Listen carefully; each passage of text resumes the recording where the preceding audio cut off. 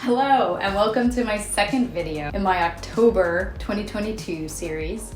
I did these 31 paintings over the month of October for a challenge called Undying Tales, created by Stephanie Law. Today I'll be sharing with you my rabbits.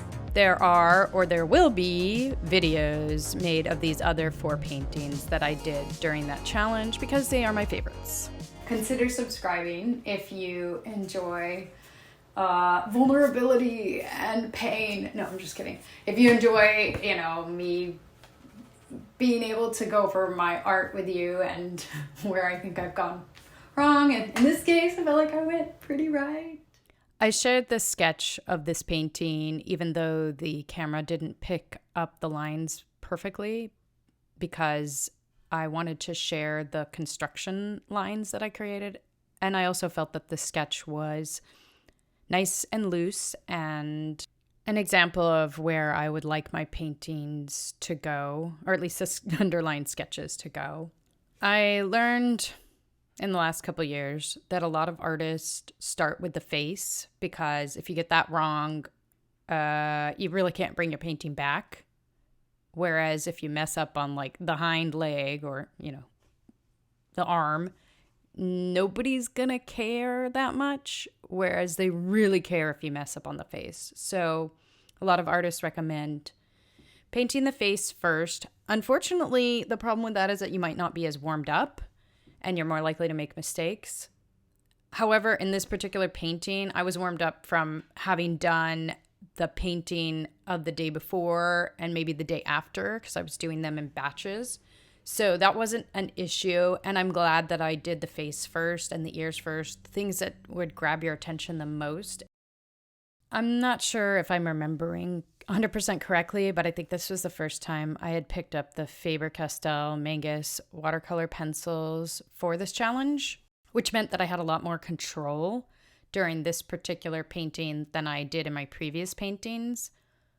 I've been working almost exclusively with watercolor for the past 4 years, trying to learn it better. I find it to be a really challenging medium, and so I've wanted to focus on it. But prior to that, I had a lot more experience with colored pencils, which are much easier to control, and, you pretty much put it down. You put the color down, and the color will be there. Whereas with watercolor, you just kind of never know where it's going to end up. But being able to lay down color exactly where you want it with a pencil and then to blend it gently and softly without having to use a lot of pressure with water is really fantastic. With colored pencils, to blend them, you are going to need to put a lot of pressure, and it's great to be able to do a little bit of erasing in a way that you can kind of do with watercolor, like you just saw me do there, that would be harder to do with colored pencil. Although I have had some success erasing colored pencil, I think the risk of damaging your paper is a lot higher if you do try to do that. As much as I like that the color goes where you want it to when you're using colored pencil, I do miss the spontaneous effects that you can get in watercolor. Which is why I was combining watercolor and colored pencil for my previous paintings before this one. I do find, though, that unlike watercolor, where the paint stays in the palette, taking the different pencils out and then you're just like on to the next pencil, and then they kind of pile up there, and then you have to reorganize them. I find that kind of disrupts my workflow a bit, and I kind of wanted to keep out the pencils that I had already used so that I could keep a limited color palette, but then they were just in the way and it was disorganized, so I opted to put them away. I know that you would get a lot more information about why I chose what I chose. For example, why did I put this teal color on during this stage? I don't completely remember. This was several weeks back. I kind of batch did all these 31 paintings, and then I'm looking over them again. A lot of times when I do a painting, I will do the voiceover shortly after doing the painting, and so I kind of do remember my choices. However, it's been long enough that I don't remember all the choices that I made. It would be wonderful if I had recorded my in the moment thoughts, but it's extremely difficult to talk when you're painting because you're asking, both sides of your brain to be on at the same time, like your cognitive functioning and your creative functioning. I am sure those are not the correct terms for this, but I think you all know what I mean. It's much easier to be intuitive if you do not have the language part of your brain also functioning. It's not like it's impossible, it's just harder. I'm not sure that I would have made a painting that I liked this much if I had tried to talk my way through it. And so I'm just gonna have to guess at like what I was thinking and what I was deciding.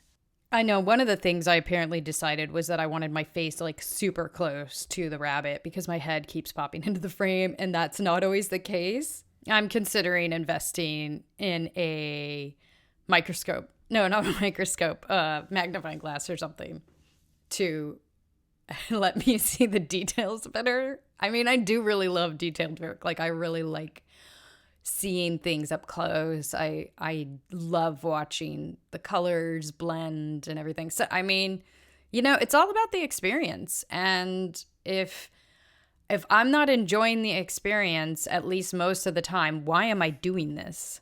That's my heat lamp. For those of you who are newer to this channel, it lets me dry the paint faster and keeps me warm during the winter months.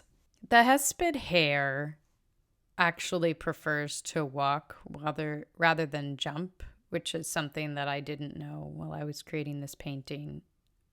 This painting is actually a combination of several different reference images.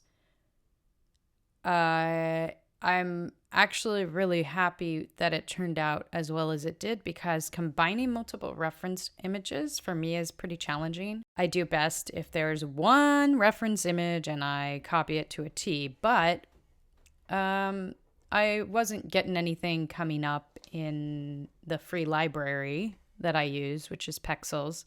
I might consider next time paying for a subscription for images. But I did appreciate the challenge of looking at different reference images and combining them. I love that I can add a brighter color like the teal and the white on top. Unlike with watercolor where you need to exclusively preserve your whites or bring out another medium, with these pencils here, you can add the brighter colors and get a very substantial effect.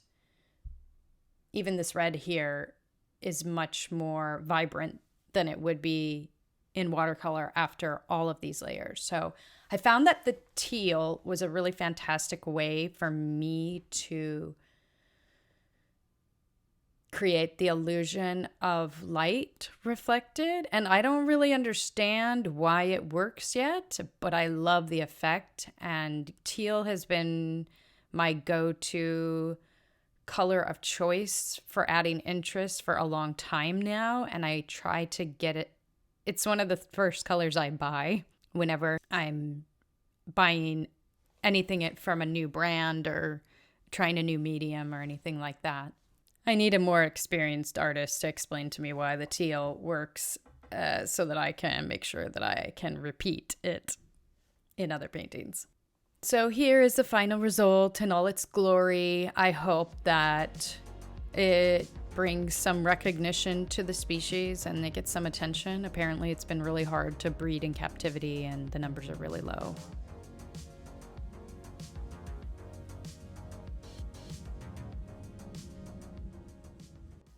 Thanks so much for joining me in the creation of this drawing. So sorry for the crap lighting. I'm still figuring that all out, and I'll see you in the next one. Bye.